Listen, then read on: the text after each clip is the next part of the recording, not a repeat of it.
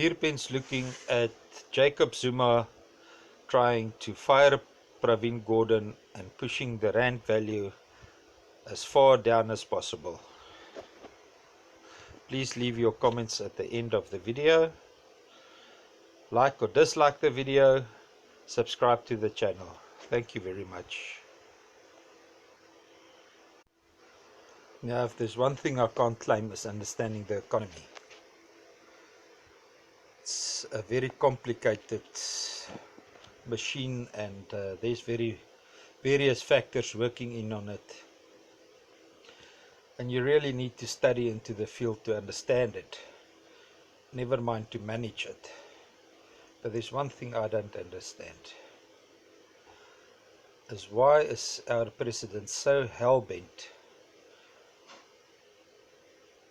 to break down the value of the rand? It seems that every intention he has is to devaluate the rand. Now, the one thing the president must understand is this country needs a strong economy if the money needs to filter down to the poor people. Without a strong economy, the poor people can't be fed. These decisions that the president makes on his level have no impact on his lifestyle whatsoever. But the 30 cents impact on the devaluation of the rand has a 5-day living allowance impact on the poor on the ground. Now, I don't want to steal the glamour from Business Life. They wrote a very interesting article. I suggest you guys go and read it.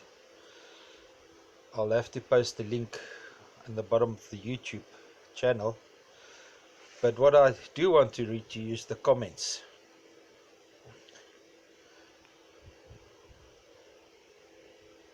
This Siyabathanda Witboy says, "You've got to be kidding me."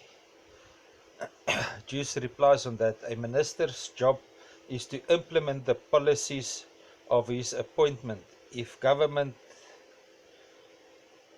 government that has appointed you choose to take a direction towards ensuring executable distribution of the rewards of the country's economy, and you as a minister choose to go against those instructions, you deserve to be fired."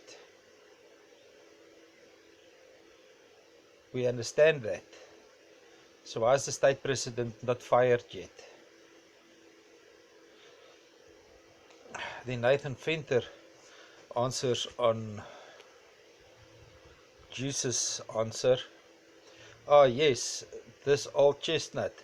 Argue on process and protocol when we have moved so far past a situation that is not even relevant. Even after Zuma violates our constitution and his cronies rape their way through everything good, there will still be those who argue about processes. Jonas and Gordhan are seemingly the last remaining bit of integrity in this God-forsaken government of South Africa, yet they still attract criticism. Marshall Anakzo answers, "What is equitable distribution of the rewards of this country? I read that PG was strongly against the wastage of the SEOs and their subsequent bailouts. He was particularly against Dudu Mnyeni as chairlady of SAA board. In reality, she is chairperson and CEO at the same time, as she is very close to Jay-Z. She is a teacher from KZN who had a long-term romantic relationship with Mfolozi and a son together. SAA has ever more become a bottomless pit of our tax funds, and she is the CEO of JGZ Foundation. He is openly very critical about affordability and desirability of the Razatim, R1 trillion nuclear power plants idea and nuclear as a whole. Now, no doubt that there were many other points of friction between JGZ and PG. So in reality, he is in favor of much better equitable distribution, as he is against corruption and favoritism and wasting of our taxes. Don't try to defend the corrupt to the core rotten to the bone. Number 1, Lord of Nkandla. Molotov C say, get lost, troll. PG should show true grit and leave the ANC ASAP and divulge it all. No doubt more will follow. Michael Business Life says a juice. Excellent. Then Gordon is safe and he won't be fired, and Zuma, who is only interested in taking more money for himself and his close friends, should be.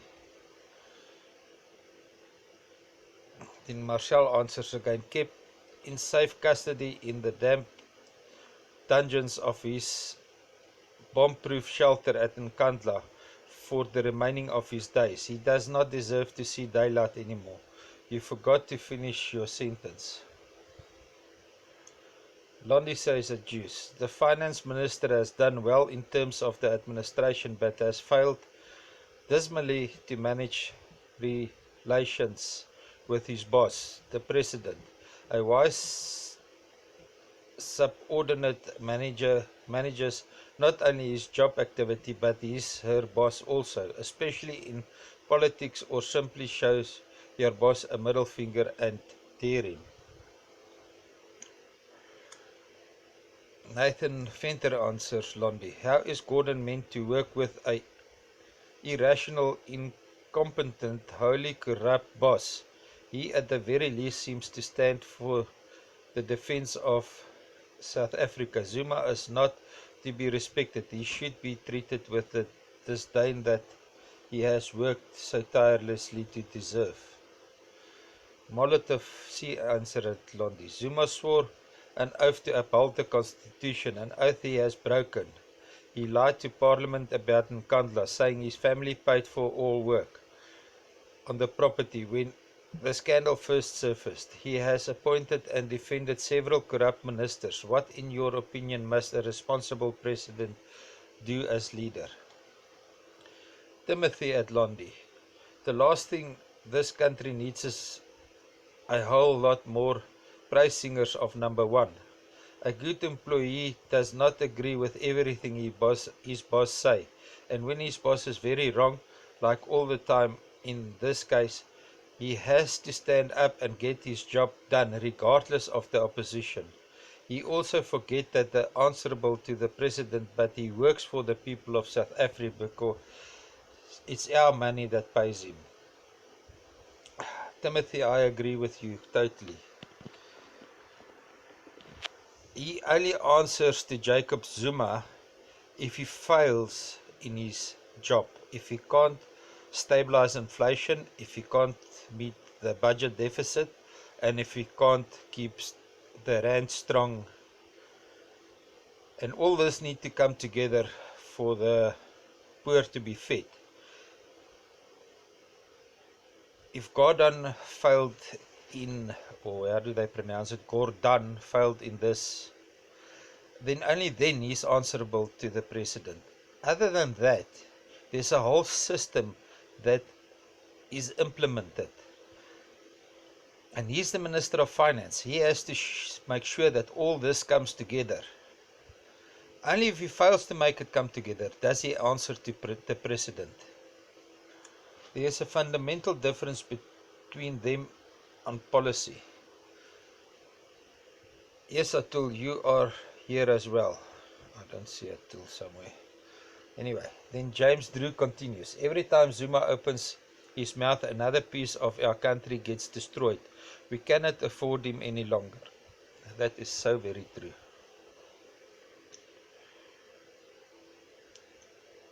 Gavin Preller. And the rand was just starting to do very nicely on world markets. This cancellation of the roadshow will spook investors and capital outflows are likely. A recall of a finance minister and a deputy will send currency into a tailspin. Well, Gavin, apparently this is the whip Zuma wants to hit at the poor.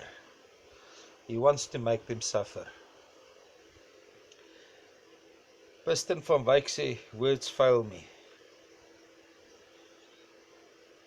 Yeah, Piston, words fail me as well, but we must figure it out somehow. After a couple of months ZAR stability, Jacob is testing the market to see if he can fire PG.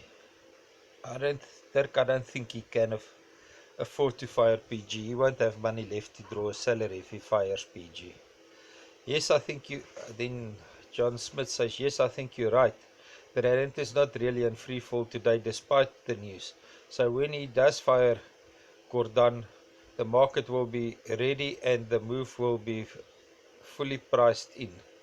Zuma at his best. He probably took a bet on a small slide. Dave Pierce, Barry Bateman called it economic sabotage. I'm illiterate in economy, guys, but to me it seems like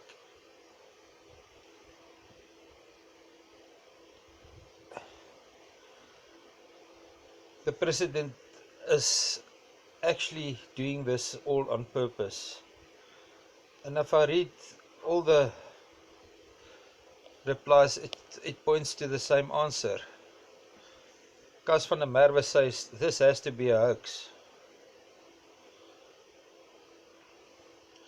Timothy says, check Google under dollar to rand. No joke, sadly. This goof is set on destroying everything you and me worked so hard to build. Timothy, it's much more than that. It's not only the taxpayers. We move one step down, the next income bracket move one step down, and the poor people move one step down. They already only have enough money to buy food for 18 days a month. This hiccup can reduce that until about 12 days a month, or even less. So everything Jacob Zuma does, he is sabotaging the poor. It has an impact on us, but maybe on your DSTV, maybe on insurance on your third car or the boat that you have hardly used this year so far.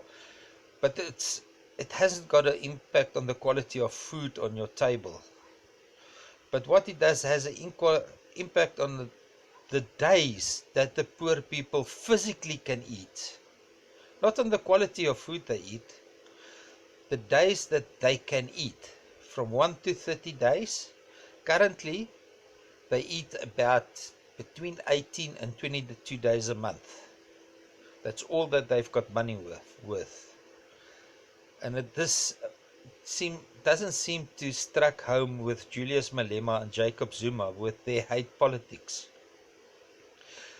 For the whole country to lift up one step, everybody has to lift up. And if the hate in Jacob Zuma and Julius Malema are so much for the white people that they are prepared to cut back on the physical days that the poor is allowed to eat, this country is really in big trouble. A really big trouble. This is BierPens signing off.